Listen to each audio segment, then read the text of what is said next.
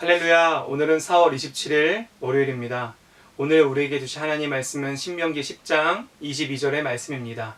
제가 봉독하겠습니다. 애굽에 내려간 내 조상들이 겨우 70인이었으나 이제는 내 하나님 여호와께서 너를 하늘의 별같이 많게 하셨느니라. 아멘. 오늘 이 말씀을 듣고 있는 이스라엘 백성의 상황은 그들이 출애굽을 하여 광야에서 떠돌고 있을 때에 이 말씀을 듣게 되었습니다. 우리가 잘 아는 것처럼 이스라엘 백성들은 출애굽을 하기 이전엔 애굽에서 노예 생활을 했었죠. 여러분 혹시 이런 질문 해보지 않으셨습니까? 아니, 하나님께서는 이스라엘 백성들을 사랑하신다면서 왜 굳이 애굽에서 그 힘든 노예 생활을 하게 하셨을까라는 질문입니다.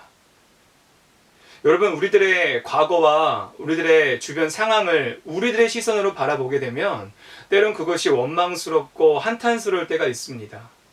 그런데 그것들을 우리들의 시선이 아닌 주님의 시선으로 바라보게 되었을 때엔 그 가운데 깊으신 뜻이 있음을 발견할 수 있다는 것을 오늘 본문은 말해주고 있습니다. 어째서 그럴까요?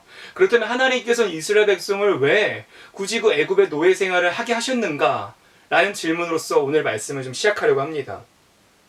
실제로 오늘 말씀 본문처럼 이스라엘 백성이 애굽으로 내려갔을 때에는 70명으로 시작했습니다. 그리고 그들이 출애굽을 했을 때에는 장정만 60만. 그러니까 총 합치면 적게는 200만에서 많게는 400만까지 라고 추정됩니다.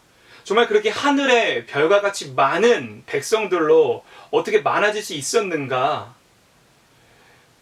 이 여호수아와 모세 시대의 가나안 족속을 보통 7족속이라고 말을 많이 합니다. 대표적인 그 가나안의 7족속은 이렇습니다. 헷, 히위, 가나안, 아모리, 여부스, 브리스, 기르가스. 이 7족속이 가나안의 대표 7족속입니다.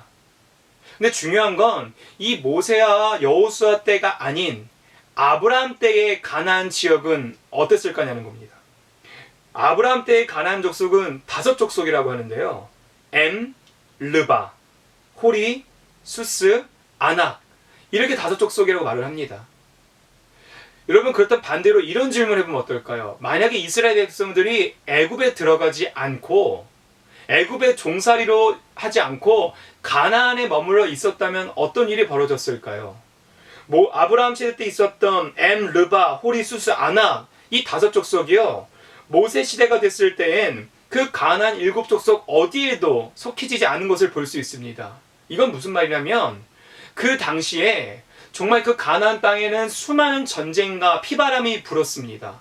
그래서 기존에 있던 족속들이 사라지고 새로운 족속들이 생겨나고 또 사라지고 패망과 멸망이 반복되어지는 시기가 바로 이때였다는 것이에요.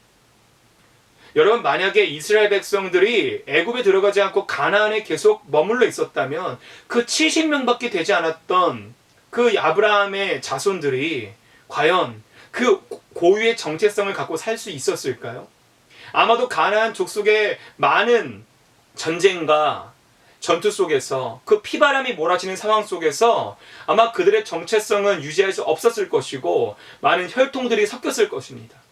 그런데 그 이스라엘 백성들이 애굽에서 430년을 살게 되면서 그 당시에 대제국이었던 이집트의 보호 아래 그들은 혈통을 잃지 않고 정체성을 잃지 않고 점점 족속이 많아질 수 있었다는 것이죠.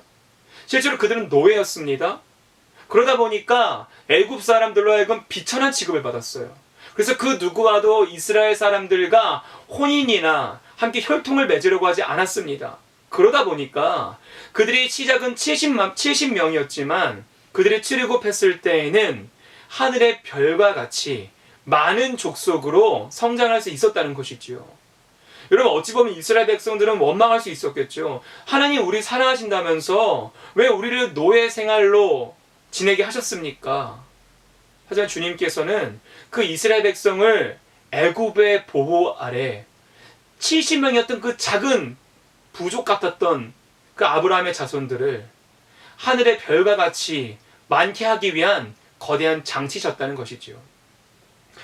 그래서 이스라엘은 애굽에 있는 430년의 기간 동안 가나안 족속이 섞여지고 무너지고 수많은 혈통들이 섞이는 그 일이 벌어졌을 때에 이스라엘은 무기 하나 없이 수많은 민족을 이룰 수 있게 되었습니다. 오늘날 우리들의 상황을 우리의 시선이 아닌 하나님의 시선으로 바라볼 수 있을 때에 우리가 알 수 없었던 그 깊으신 뜻을 발견하는 그 은혜를 누리시는 신내교회 성도님도 되시길 주님의 이름으로 소망합니다. 기도하겠습니다. 하나님, 때론 우리들의 그 상황을 바라볼 때에 그것이 우리들의 마음에 들지 않아서 원망스럽고 짜증날 때도 있습니다. 하지만 우리들의 시선이 아닌 하나님의 시선으로 그 상황들을 보게 되었을 때에 우리가 알지 못했던 하나님의 깊으신 뜻을 깨닫는 지혜와 은혜를 우리에게 허락하시고 우리의 눈이 아닌 하나님의 시선으로 우리의 삶을 해석하고 바라보며 살아가는 우리 되게 하여 주시옵소서. 살아계신 예수 그리스도의 이름으로 기도드립니다. 아멘.